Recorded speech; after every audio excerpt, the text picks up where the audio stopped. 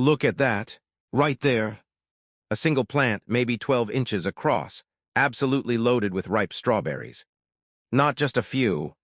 Dozens. I am talking about berries the size of a small plum, hanging in clusters so heavy they rest on the straw like little red jewels. And if you walk over to the next bed, the one that got the exact same amount of sun, the exact same water, the exact same variety planted on the exact same day, you will find exactly 3 berries. Small ones, maybe already half eaten by something. One of them has a rotten spot on the bottom. The other 2 are so tiny and hard, you could probably bounce them off the counter. I have stared at this difference for years, honestly, and it used to drive me crazy. Because on the surface, both plants look healthy. Both have green leaves. Both are alive. But one is producing a real harvest, the kind you can fill a bowl with every morning for weeks, the kind where you have to start making jam because you cannot keep up, and the other is just a decorative green lump taking up space. It took me a long time to understand that the difference was not luck, and it was not some magic fertilizer. It was a series of small, almost invisible mistakes I kept making, year after year, that were quietly stealing my harvest before it ever arrived. 6 specific mistakes, and once I saw them, I could not unsee them. And now, hand on heart, I get a real crop. Every single year without fail, barring some catastrophic hailstorm or a family of raccoons that learns how to open the gate. The thing that gets me every time I think about this is how we have been trained to overcomplicate it. You walk into any garden center, and there is a whole wall of products promising bigger berries, sweeter berries, more berries. Special strawberry fertilizers in bright pink bags with pictures of impossibly perfect fruit on them. Bloom boosters, soil acidifiers, pest sprays, disease controls, powders you mix into the watering can, granules you scratch into the soil. It is a small industry built on the idea that strawberries are difficult, that they need constant intervention, that you are one purchased product away from success. And the reason that idea persists is honestly kind of annoying. It is because the real solutions are not products you can sell in a shiny plastic bottle. They are decisions, timing, placement, the way you use your hands, knowledge that costs nothing and has been understood by old gardeners for generations, knowledge that gets passed down quietly from neighbor to neighbor, while the garden centers are busy selling $20 bottles of liquid fish emulsion to people who just planted their crowns too deep. My neighbor, a woman named Mrs. Kowalski, who has been growing food on this same plot of land since before I was born. She once watched me fussing over my sad little strawberry patch with a bottle of something expensive. I was on my hands and knees, mixing this blue powder into a watering can, feeling very scientific about the whole thing. She just stood there at the edge of my garden with her hands on her hips, watching me. She did not say a word.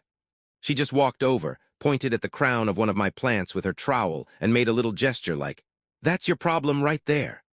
Then she turned around and walked back to her own garden, where her strawberry bed was an absolute jungle of fruit. I did not understand what she meant for another 2 years. 2 years of lost harvests, because I was looking at the wrong thing entirely. 2 years of buying more products and reading more articles and trying more varieties, when the answer was literally right at the soil line, staring me in the face. So let me ask you something. Do you know that feeling? The one where you have done everything the tag said to do, and the plants are alive. They are growing. They even look pretty good. And yet when June comes around, you get maybe a handful of berries, and half of them are misshapen or have a rotten spot on the bottom. You stand there with your empty bowl, looking at your plants, and you wonder if maybe you just do not have the right climate, or your soil is bad, or you need to try a different variety next year. You start second-guessing everything. Maybe I watered too much. Maybe I did not water enough. Maybe the spot is too shady. Maybe it is too sunny. You go down these rabbit holes online at midnight, reading forum posts from 2007, trying to find the one trick that will fix it. I know that feeling. I know it all too well. And I am going to walk you through the 6 mistakes I made, one by one, so that you do not have to lose 2 or 3 seasons figuring this out the hard way. None of this is complicated. None of it requires special tools. Some of it is going to sound so simple you will wonder why nobody told you before. And that, honestly, is the whole idea. The first mistake. And this is the big one. The one that misses. Kowalski was trying to tell me with her trowel. Planting depth. Now I know that sounds almost too basic to even mention. You dig a hole, you put the plant in, you cover the roots. How wrong can you get it? The answer is catastrophically wrong. Here is what happens. A strawberry plant is not like a tomato. You cannot just bury it deep and expect it to be happy. The plant has a very specific point where the roots meet the leaves, and that point is called the crown. It is a little knobby structure, kind of woody, right at the soil line. If you look at a bare root strawberry plant when it arrives in the mail or from the nursery, it looks a little bit like a tiny octopus. You have this central thickened nub, that is the crown, and then a spray of stringy roots coming out of the bottom and a few little pale leaf buds poking out of the top. Everything above the crown sends up leaves and eventually flower stalks. Everything below the crown sends out roots, and the crown itself needs to sit exactly at the soil surface. Not buried, not exposed, exactly level with the soil, like it is just resting on top of it, like a little wooden bead set carefully on the ground. If you bury the crown, even just half an inch too deep, the soil holds moisture against that woody tissue, and it will rot. Slowly, quietly, while the leaves above still look green for a while, because the rot starts at the base. You will not see it happening. One day the plant looks fine, the next day it looks a little droopy, and by the end of the week the whole thing has collapsed into a mushy heap. It usually happens mid-season, just when the berries are starting to swell, and you will think it was a disease or a pest, but it was you at planting time setting it up to fail. On the other end, if you plant too shallow, and the crown sits up above the soil on a little pedestal of exposed roots, the roots dry out. They are not designed to be in the air. They are designed to be in the dark, moist soil. The plant will struggle. It will survive, maybe, but it will be stunted and stressed, and it will put its energy into just staying alive, not into making fruit. You will get tiny, hard berries if you get any at all, and the leaves will have that permanent, wilted look even when the soil is wet. The way to get it right is to spread the roots out in the hole like a little fan, not bunched up. This is important. If you just jam the plant into a narrow hole with all the roots folded together, they will girdle themselves. They will choke each other out. You need to make a small mound of soil in the bottom of the hole, drape the roots over that mound, so they hang down evenly on all sides, and then backfill gently until the soil is exactly at the midpoint of the crown. No higher, no lower. And then press the soil down firmly with your fingers, not hard enough to compact it into concrete, but enough that the plant does not wobble when you tug a leaf.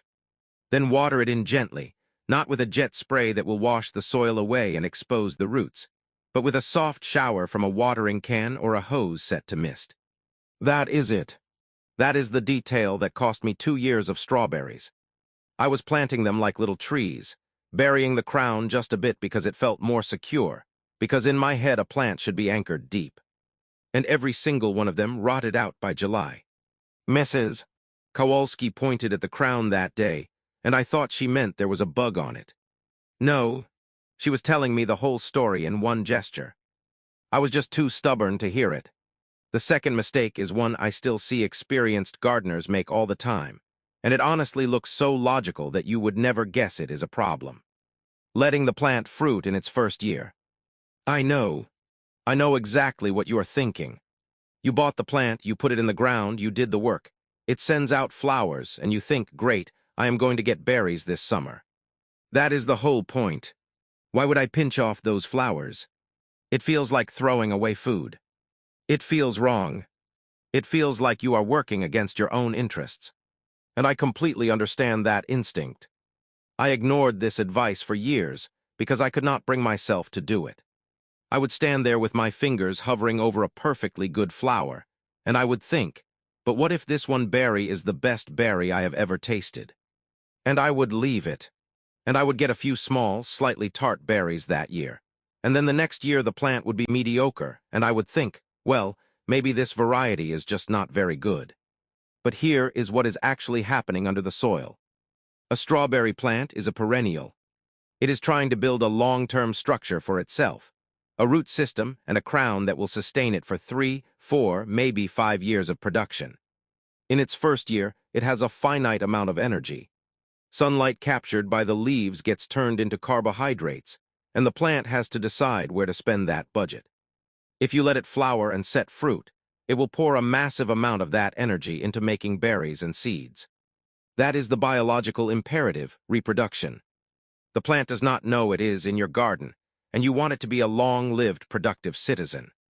It just knows it has a chance to make seeds, so it takes it. But the plant itself is still tiny. Its root system is shallow and sparse. It has not built up the reserves. It needs to be a strong, productive adult plant. So you get a few small berries in year 1, and then the plant goes into winter weak with low energy reserves, and the following spring it struggles to get going. It might survive, but it will never reach its full potential. It is like asking a 10-year-old to run a marathon, and then wondering why they are not an Olympic athlete at 25. You pushed it too early, and it never recovered. If instead you pinch off every single flower that appears in the first year, and I mean every single one, right down to the base of the flower stalk, the plant has nowhere to spend that energy except on itself. It grows a massive root system. The crown gets thick and woody and packed with stored starch. The leaves get broad and numerous and dark green. By the end of the first season, you have a powerhouse of a plant, and the following spring, when it wakes up with all that stored energy, it will explode with flowers. And those flowers will produce berries that are larger, more numerous, and sweeter than anything you would have gotten from a first-year plant. You sacrifice a tiny, sad harvest in year 1 for a ridiculous abundance in years 2, 3, and 4. It is a patience game, and I know patience is hard. I am not a patient person by nature. I want results, but I promise you the difference is not subtle. It is the difference between the plant with 3 berries and the plant with dozens that I showed you at the start. Same variety, same soil, same sun. The only difference was that one of them had every flower pinched off in its first year, and the other one did not. The pinched plant is now in its 3rd year, and it produces more in a week than the unpinched plant produced in its entire life. That is not an exaggeration. I weighed the harvests. Now there is a nuance here. If you are growing day neutral or ever-bearing varieties, the kind that produce a steady trickle of berries all season instead of one big June flush, the advice is slightly different. For those, you still want to pinch off flowers for the first 6 to 8 weeks after planting, through about midsummer, and then you can let the later flowers set fruit. You are still giving the plant a head start on root and crown development, but you are not sacrificing the entire season. But for June-bearing varieties, which are the ones that give you that glorious 3-week avalanche of berries, you hold off entirely until year 2. No exceptions. I do not care how much it hurts. Pinch them off. Every single one. You will thank me next June. The 3rd mistake is a sneaky one, because it does not look like a mistake at all. It looks like you are being generous. Overfeeding with nitrogen. Here is the scene. You plant your strawberries. They look a little pale. Maybe the leaves are a bit yellowish. You want to help them along. You grab a fertilizer, maybe an all-purpose vegetable fertilizer, something with a nice high first number on the NPK label, that N for nitrogen. You mix it up, you water it in, and a week later your plants are going crazy. Deep green, huge leaves the size of your hand, runners shooting out in every direction like octopus arms. They look spectacular. They look like a magazine cover. You feel like a genius. You call your spouse over to look at them. And then June comes, and there are almost no flowers. And the few flowers that do appear produce small, watery, flavorless berries that taste like crunchy water with a hint of disappointment. What happened? Nitrogen is the nutrient that drives leafy green growth.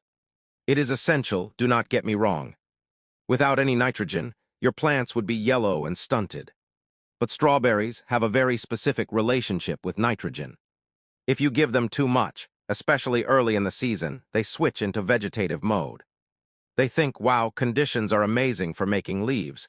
Let's make all the leaves. And they divert resources away from flower bud formation. You get a lush, jungle-like plant that is all foliage and no fruit. It is the strawberry equivalent of a bodybuilder who skipped leg day. Impressive in one dimension, but completely unbalanced. You walk out there and the plants are waist-high and gorgeous, and there is not a single white flower to be seen.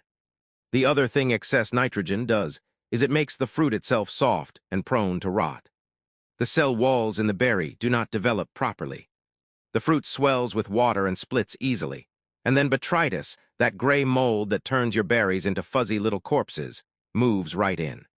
You will pick a berry that looks perfect on top, that beautiful glossy red, and the underside will be a mushy gray ruin. You flip it over and your thumb goes right through it. That is nitrogen overload. The plant grew the fruit too fast, the tissues were weak, and the fungus took advantage.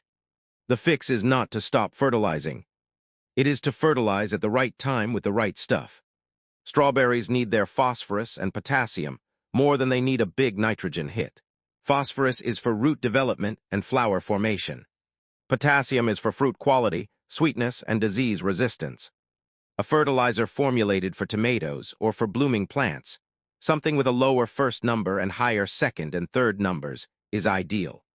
Or you can use a balanced organic slow release like a good compost or well-rotted manure applied in the fall, not the spring.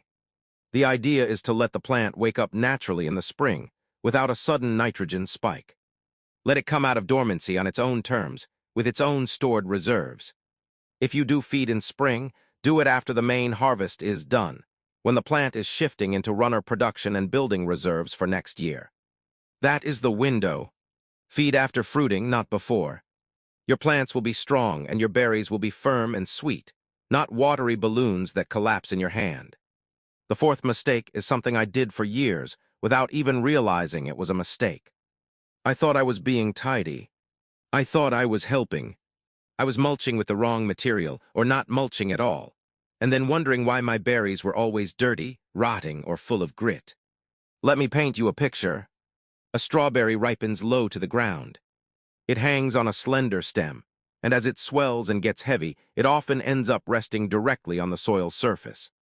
If that soil is bare dirt, three things happen. 1, every time it rains or you water, mud splashes up onto the berry.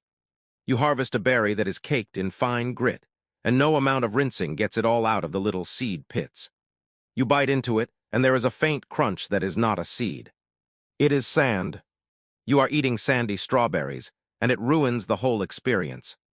2, the constant contact with damp soil creates a perfect environment for rot.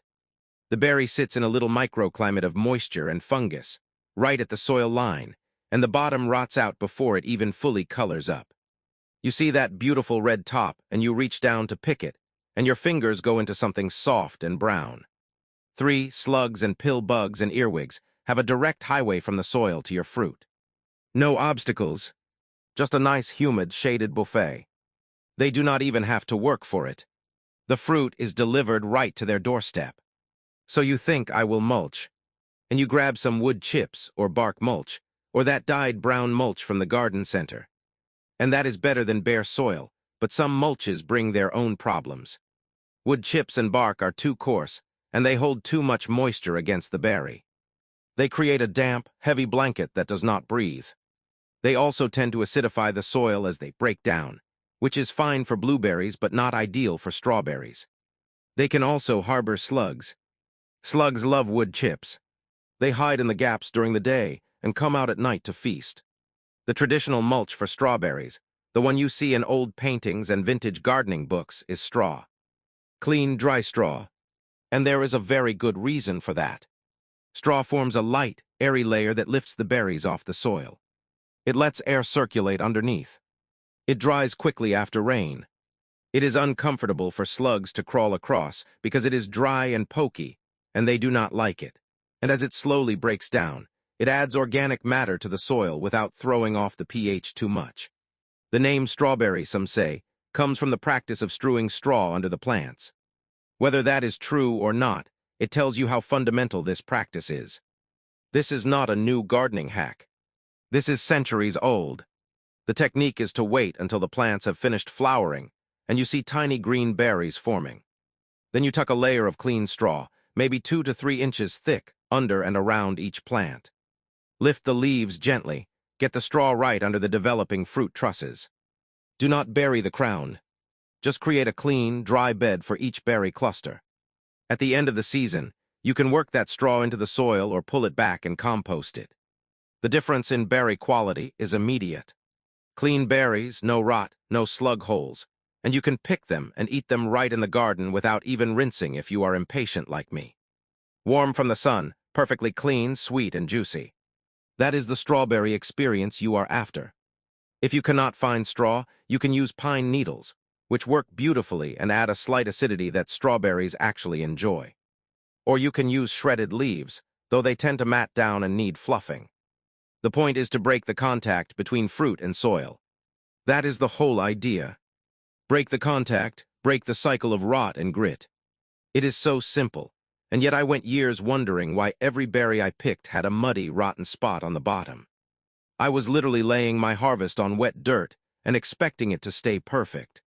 The fifth mistake is about overcrowding, and this one is particularly painful because it starts with such good intentions. You see those runners shooting out from your plants, those long stems with a little baby plant at the end, and you think free plants. And you are right. It is free plants. Nature is handing you a gift. But if you let every single runner root wherever it wants, your strawberry bed turns into a tangled, impenetrable mat within 2 seasons. And a mat of strawberries is a sad thing. The plants compete with each other for light, water, and nutrients. Airflow drops to 0. Humidity builds up in that thick layer of leaves, and you can feel it when you put your hand in there, that damp, still, heavy air. Fungal diseases like powdery mildew and botrytis explode. The berries are small because every plant is stressed and starving. And harvesting becomes a miserable treasure hunt, where you have to wade into a damp, slug-infested jungle to find a few hidden berries that are probably already half-eaten. You lift up a layer of leaves and there is a slug looking back at you, and a berry that is mostly mold. It is demoralizing. Strawberries need space. They need air movement around each plant. They need sunlight hitting the leaves, not just the top layer. The classic spacing for June-bearing strawberries in a matted row system is about 18 inches between plants, with rows spaced 3 to 4 feet apart.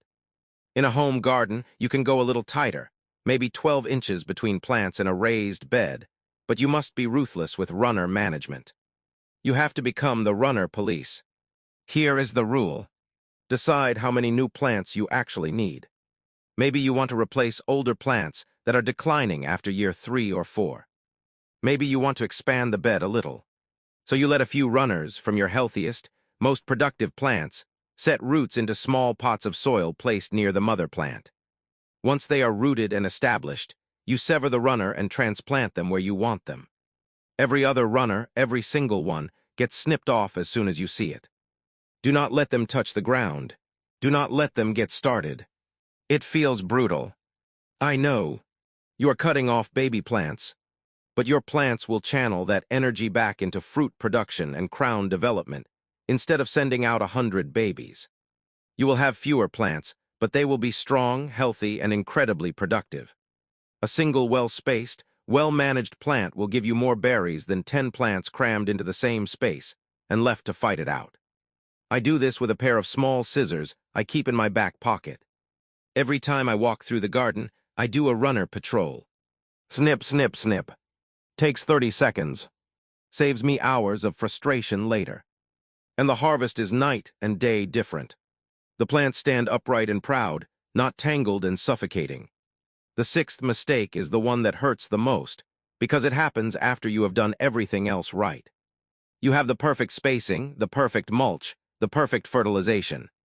The plants are loaded with big, beautiful berries that are just starting to blush pink. You go to bed dreaming of tomorrow's harvest.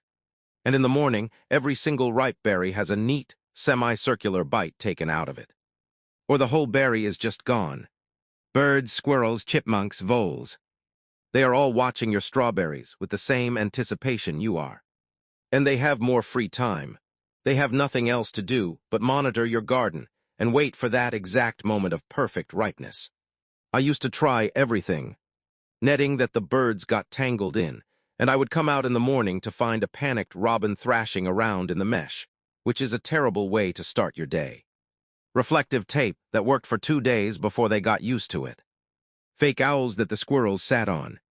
Literally sat on the head of the owl, eating a strawberry. a radio playing talk shows in the garden, which my neighbors loved, I am sure. None of it worked reliably except one thing, and it is so simple and so effective that I almost cannot believe it is not the standard advice. Paint some rocks red. I am completely serious. Before your strawberries even start to ripen, go find a few dozen smooth stones, maybe the size of a large strawberry. River rocks are perfect. Paint them bright red with some acrylic craft paint. Let them dry. Scatter them around and under your strawberry plants. The birds and the squirrels see these bright red objects. They swoop down or climb over, they peck or bite at a rock, and it is hard and tasteless. They try a few more.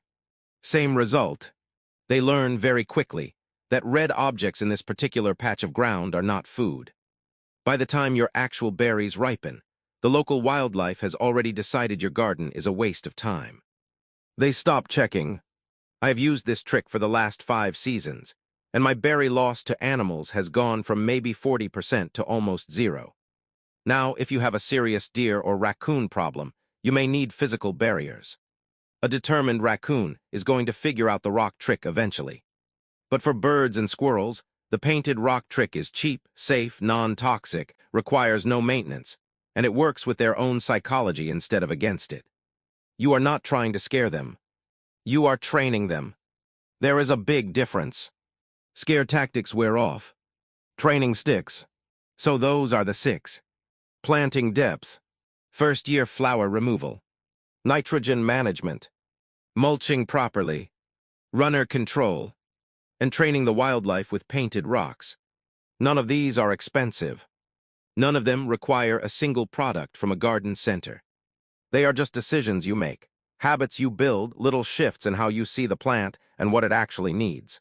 And together, they transform strawberries from a frustrating, low-yield novelty into one of the most reliable and abundant crops in the entire garden. Let me just show you how this all comes together. I have a bed right now, June-bearing variety called Honoi, planted 3 years ago. The crowns are thick and woody, sitting exactly at soil level. The first year, I pinched every flower. It was painful. The second year, I got a modest harvest, maybe 2 quarts total. This year, year 3, I have been picking a quart a day for the last 2 weeks. The bed is mulched with straw, so the berries are clean. I fed it once after last year's harvest, with a light scattering of compost. I do a runner patrol every other day. There are a dozen red painted rocks tucked in among the plants. And the harvest is so heavy that I am giving berries away to neighbors, because we cannot eat them all fast enough. This is not a brag. It is just what happens when you stop making these 6 mistakes. And here is the thing that really gets me.